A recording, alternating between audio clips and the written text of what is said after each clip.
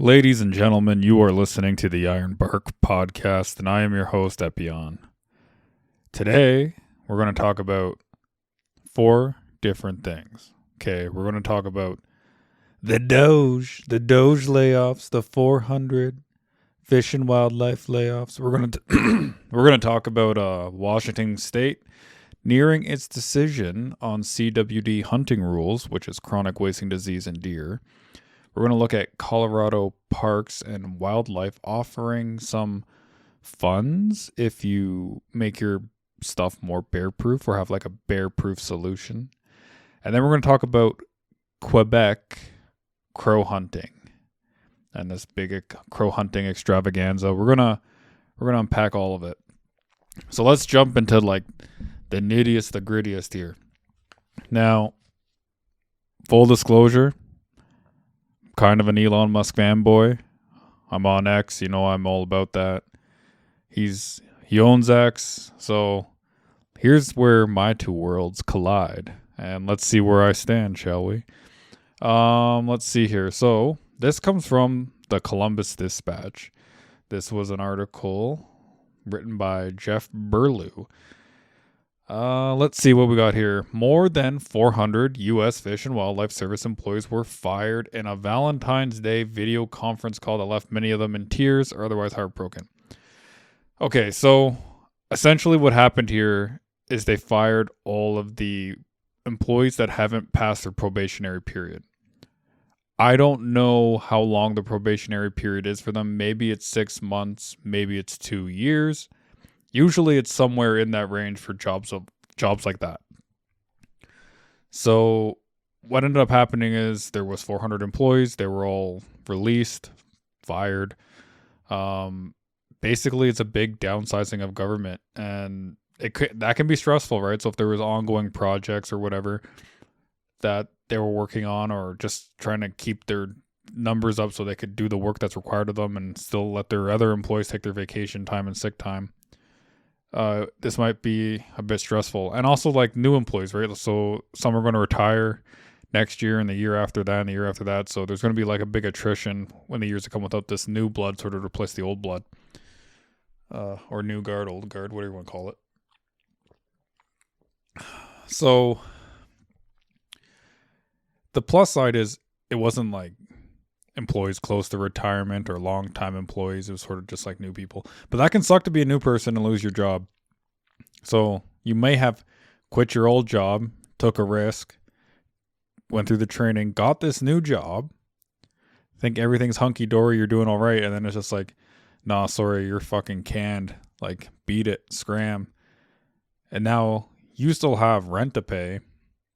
You still have mortgage to pay. You still have bills. You still have kids to feed. Maybe something like that, right? We don't know how old these people are. Usually they're younger. They're usually younger, but not always. And then sometimes you can't go back to your old job. Maybe you left it on bad terms. Maybe, that's why you should never leave a job on bad terms. You should always kind of like give plenty of notice. And if you can, try to have it so like have some layover so you finish your probationary period before you get let go of the other job, even if that means like a long leave or some unpaid leave of some sort. Not a lot of places are going to do that because they don't want you to be on their like benefits packages, I guess. Yeah, it's hard to just like, for me, it's like, I don't want to see people losing their jobs, but then again, if you're not a government employee, you see this as budget cuts and savings. So it's kind of like this weird double-edged sword. It's a weird double-edged sword. It's hard to say what like jobs they were fulfilling specifically. Is the stuff they're doing meaningful? Are they just doing kind of like these little toy projects? Are they really working meaningfully towards like, forest management? I think that's a different department. Are they catching a lot of poachers? Like, do they have like a lot of stats to show job justification, basically, or the need for more employees? But the good news is, or maybe not the good news, is that Elon has a habit of over-firing and then hiring back. So maybe some of these people will get their jobs back. maybe not though.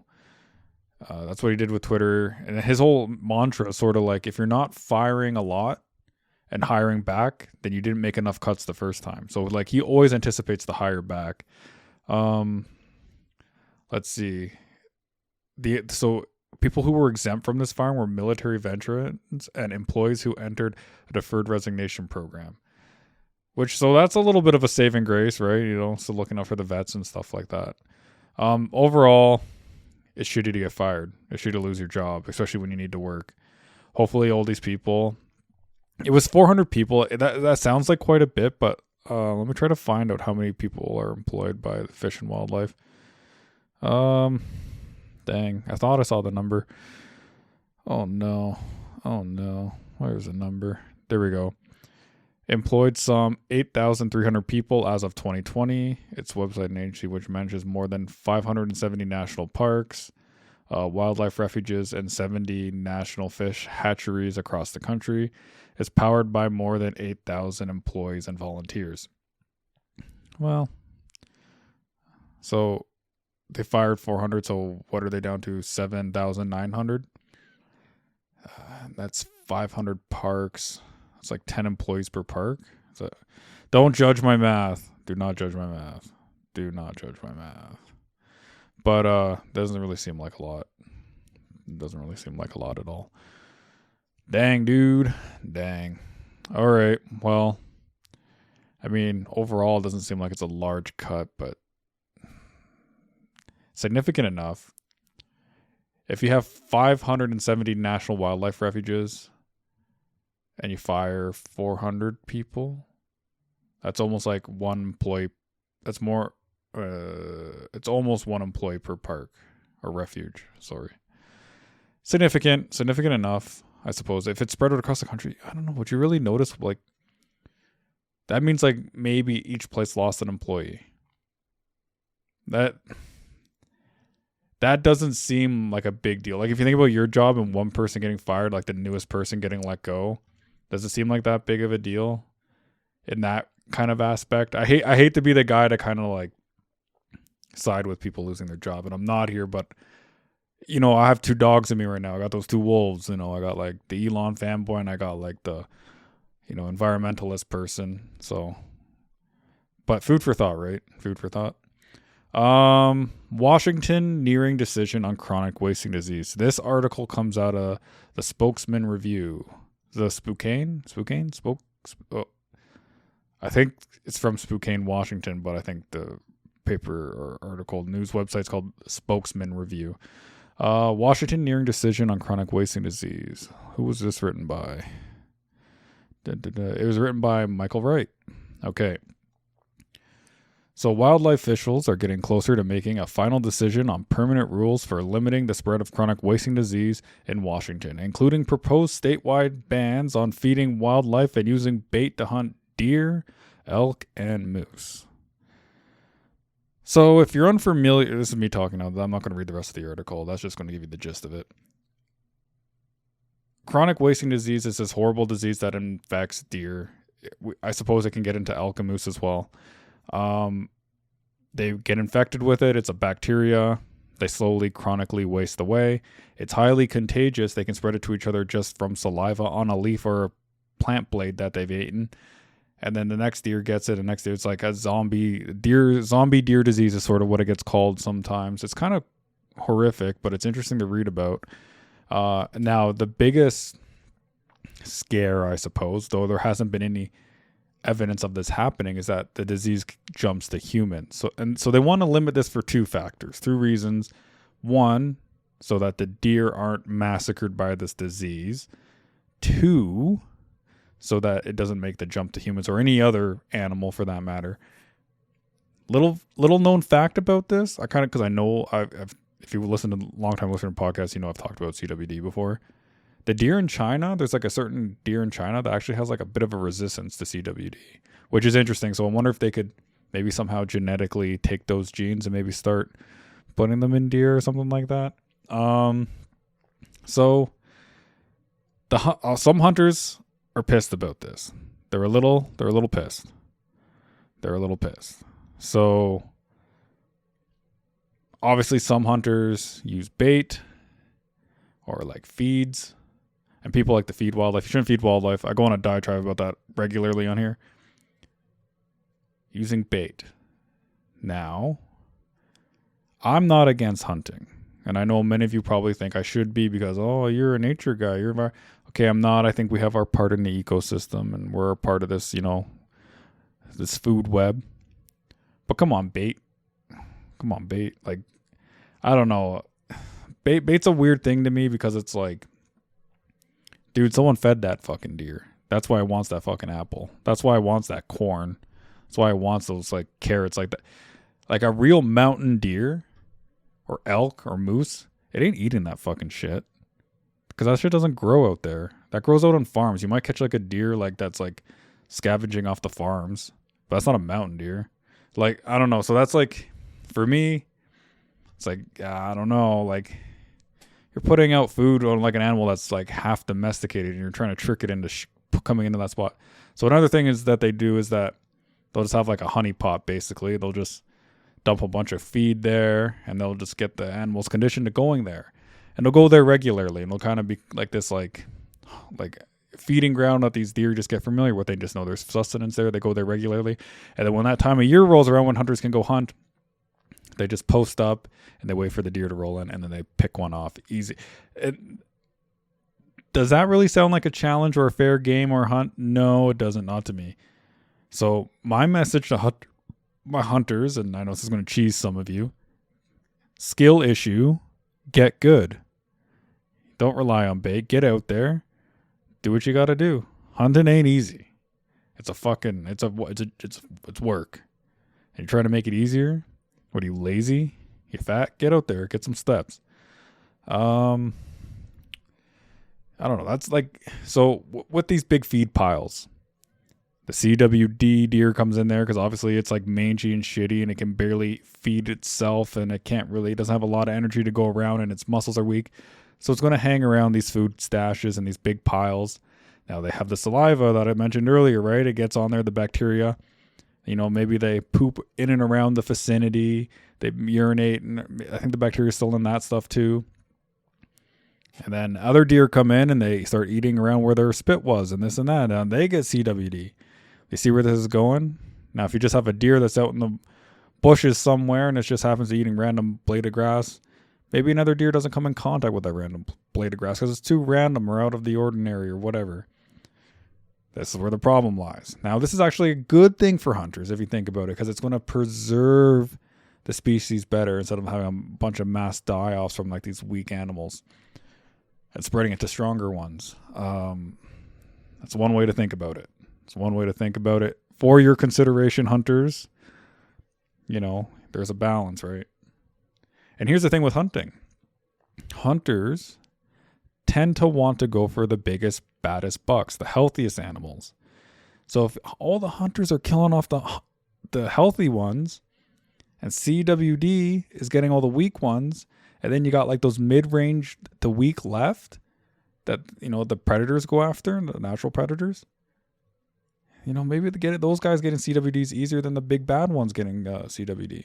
Food for thought. Food for thought on the balance of wildlife. Yeah, I know you're going to get pissed if you're a hunter. I know you are. I'm sorry. Let's see here. The next article. Colorado Parks and Wildlife offers funds for communities targeting human-bear conflict. So this article comes out of the Aspen Times. Let's see who wrote it here. Got to give credit where credit is due, you know what I'm saying? Allie Longwell. Hello, Allie. So let's see. I don't want to read the whole thing, but I do want to read like a snippet that gives you guys the gist. Colorado experienced a record high, the biggest they've ever, of conflict between bears and humans last year. While human-bear conflict increased nearly 15% between 2003 and 2004, Northwest Colorado, which includes Aspen, I do say, continues to see the highest volume of reports. Last year, Colorado Parks and Wildlife received 1,914 reports in the region, a 55% increase from 2003. In the majority of incidents, trash is the attractant that can lead to the property damage and conflicts between bears and humans. Dun dun dun. To help communities combat the rising conflict, Parks and Wildlife announced on Thursday the latest round of funding for its Human-Bear Conflict Reduction Community Grant Program.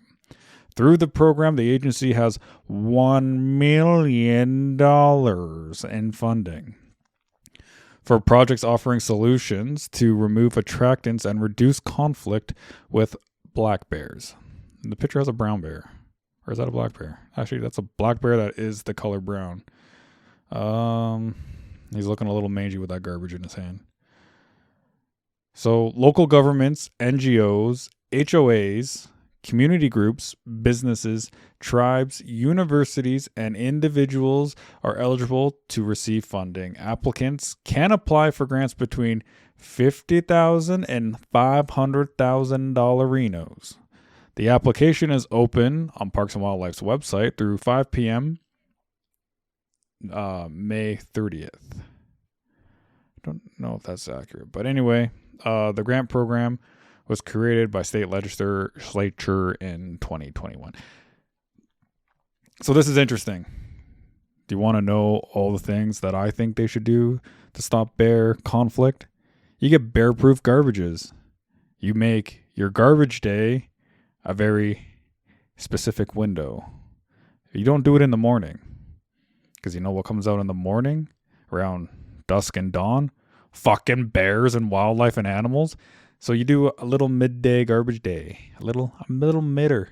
You don't put your garbage out until after you leave for work, and hopefully you leave. We can't control what everything happens, but you don't want the garbage out too early. You don't want it out too late, because obviously you got to do it. But if people are going to leave for work, maybe you could even do it on weekends. That's an idea. Put your garbage out by noon on the weekend. It's an idea. And then most people won't be as busy with their work schedule, because most people don't work weekends, but some do.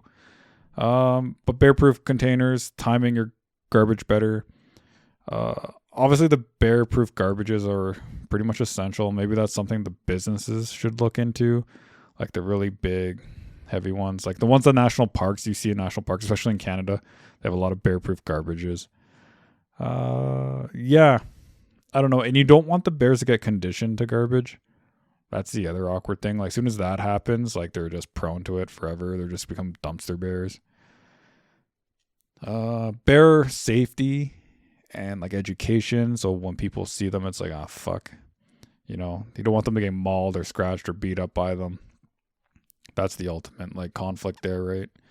Just kind of having a nuisance is one thing, but actually having like a mauling or a maiming, it's a way different story. So yeah, I don't know. I want to say like maybe like more fencing, like, but I don't really know like where the like key areas are where it's like where the fencing would really matter. But like, I don't know, along roadways maybe. I don't know. You don't really having like decent choke points and stuff, even though they could probably easily scale or dig.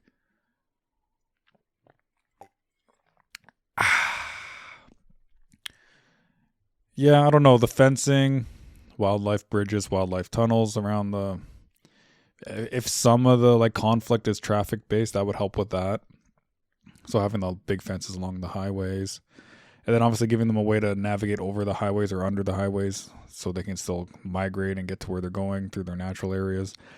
With the garbage, basically bear-proof containers and just sort of changing the culture there. Like if you live in a place where wildlife is frequent, like you have to have like a wildlife culture where it's like, yeah, we have bears here. We like the bears. We have to find a way to find harmony. How do we find harmony? All right, well, we don't leave our garbage cans out overnight because we're not fucking stupid. Like, we put them out before we leave for work because that's the socially accepted standard, and we don't want the bears, like, eating our fucking garbage. It's just stuff like that. Like, those kind of initiatives you kind of walk with, and I'm sure they probably already have something like that. Though that image that they do have in this article does show a garbage can that doesn't look bear-proof. It's just a regular old garbage can. So there's that. Maybe they should just buy a fuck ton of like high-grade steel garbages and just give them out to the businesses. That's what I would do. But like, how much would those cost? You think? Probably reckon like 10 grand each or something crazy. I don't know. Maybe they can get it done on the cheap, figure it out, get a decent contract. I don't know. How many businesses are in Aspen? Figure that out. I'm sure they have them. Anyway, moving on to the next article. Quebec crow hunt draws controversy as Montreal SPCA denounces wildlife killing contests. This article comes from cbc.ca/msn.com. I'm not quite. Story by CBC/Radio Canada. I don't even think they give like a. Did they give like a person, or did they just cite the organization for writing it? Yeah, I'm not seeing a person. Wow, that's weird. It's just like, if you work for the organization wrote it. Okay, so the Montreal SPCA says a weekend crow hunting tournament near Quebec City has no place in the province. The organization took to Facebook this week, alerting people about the event held by the Hunting and Fishing Association of Pont Rouge. I think that's what it says. Located southwest of Quebec City, Quebec.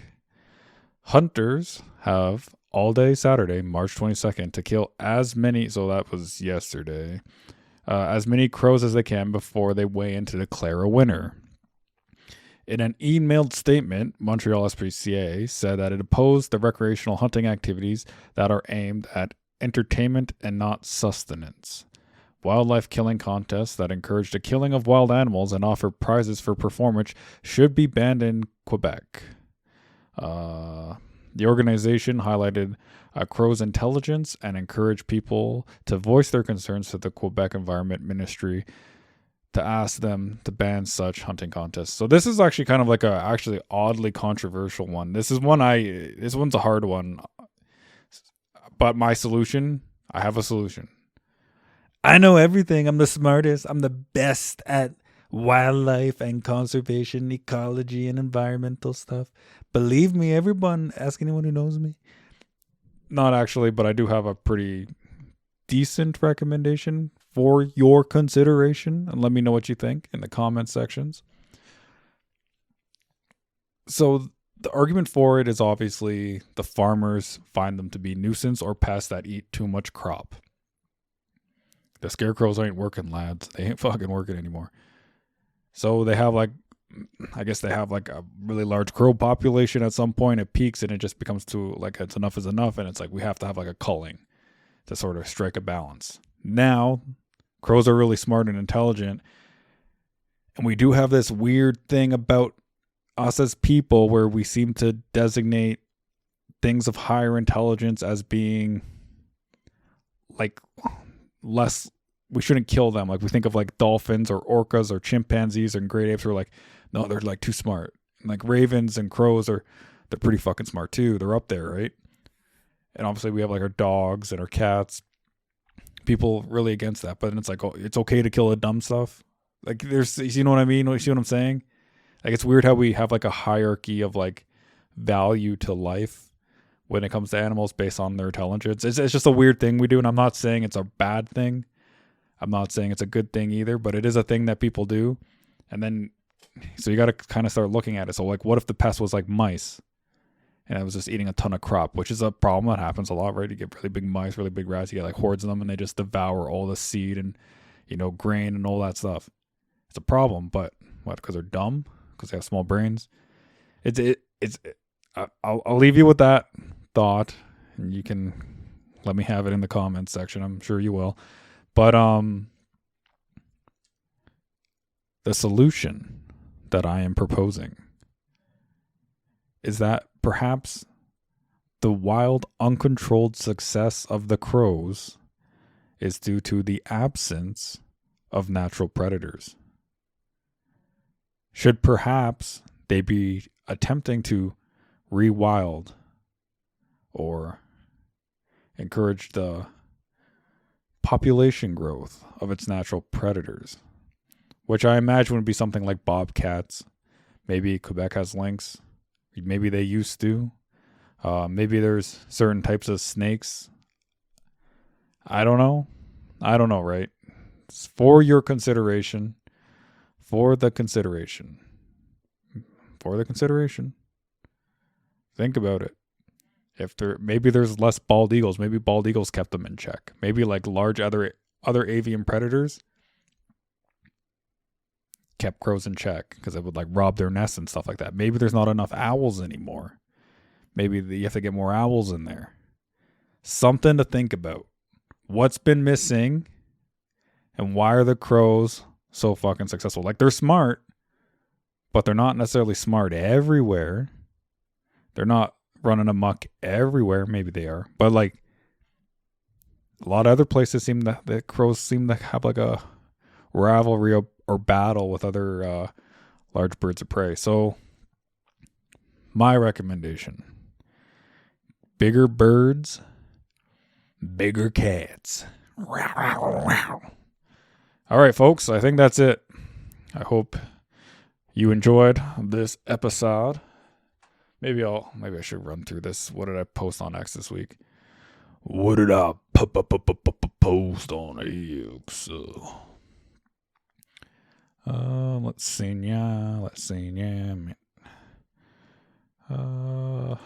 Brofile. For me, it's a brofile, not a profile. Let's see. March 21st was International Day of Forests. And I posted a nice little picture there. Go check it out. Do you want to know why forests are cool and deserve some recognition and protection?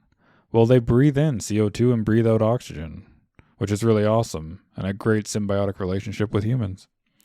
Trees also produce food and medicine. Forests are natural aqueducts, and they absorb and redistribute something like 95% of water.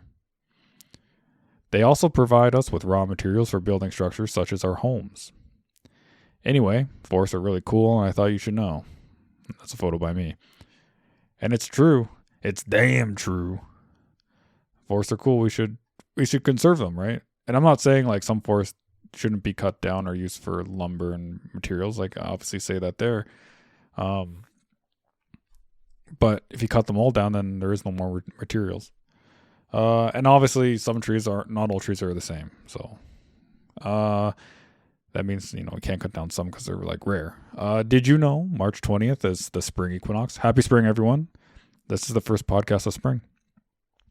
The sun is sitting vertically above the equator, making day and night equal across the planet. We have officially begun the first day of spring in the northern hemisphere. And I posted a nice little mountain shot there. Seems adequate for spring. It's green, clear blue skies, bright out. A little bit of snow still on the ice caps of the mountains because it hasn't quite got warm enough to melt them all entirely. And then I posted a little video saying looking forward to summer. It's just a cell phone video, some mountains, some river action down by the river. And that brings me back to last week's podcast.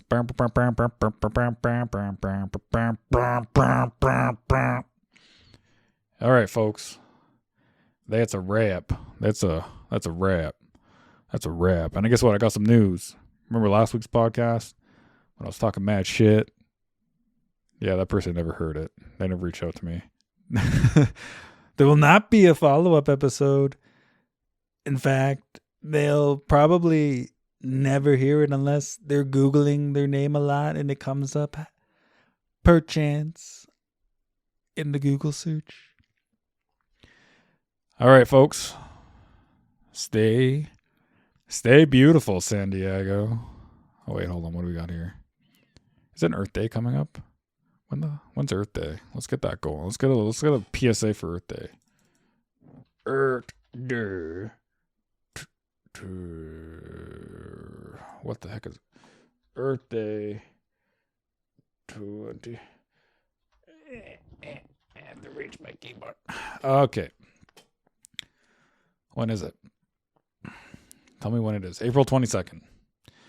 It is kind of rolling up, but it's not April 1st. That's April Fool's Day.